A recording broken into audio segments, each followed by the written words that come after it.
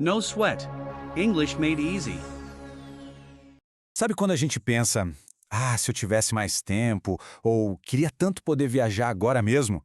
Pois é, em inglês tem um jeitinho bem simples e direto de expressar exatamente isso. Hoje a gente vai desvendar a estrutura com o verbo wish para esses desejos soarem perfeitos e supernaturais. Então, a grande pergunta é como é que a gente transforma aquele se eu pudesse no inglês que soa bem, que soa correto? A resposta está numa fórmula bem direta que a gente vai ver agora mesmo.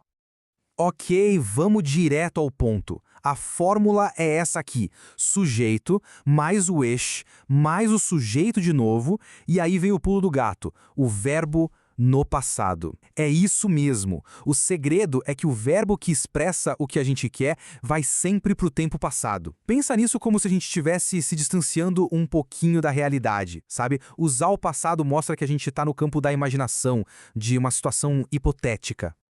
E olha, essa fórmula funciona com um monte de verbos. Mas vamos ser práticos, né?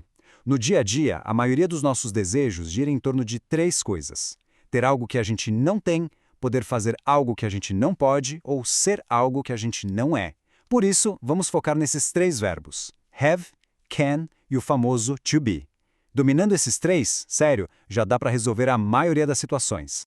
Começando pelo mais comum de todos: desejar ter alguma coisa. Pode ser dinheiro, tempo, um carro novo. A estrutura para isso é sempre I wish I had.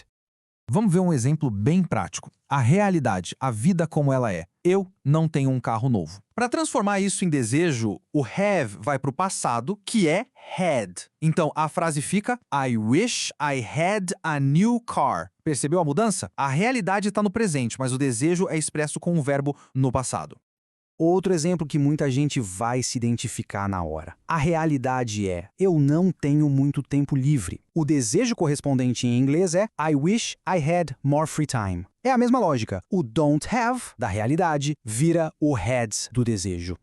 Certo, agora vamos para o nosso segundo padrão. E se o desejo não for sobre ter alguma coisa, mas sim sobre ser capaz de fazer algo? Para isso, a gente vai usar o could. Imagina essa situação. Eu não sei falar francês. A realidade é uma falta de habilidade. Para expressar o desejo de ter essa capacidade, a gente usa o passado de can, que é could. A frase fica I wish I could speak French. Ou seja, eu queria poder falar francês. Outro exemplo super prático. Os amigos chamam para sair, mas não vai rolar. A realidade é, eu não posso sair essa noite.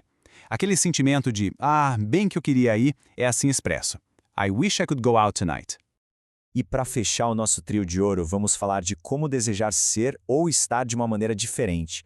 Aqui, a gente vai usar o passado do verbo to be, e tem um detalhe bem interessante. A realidade de alguém pode ser, eu não sou um milionário. O desejo seria, I wish I were a millionaire. Agora, o detalhe.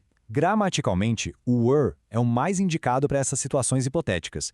Mas, no inglês falado do dia a dia, é super comum ouvir também I wish I was a millionaire. Então, pode usar qualquer um dos dois que tá tudo certo.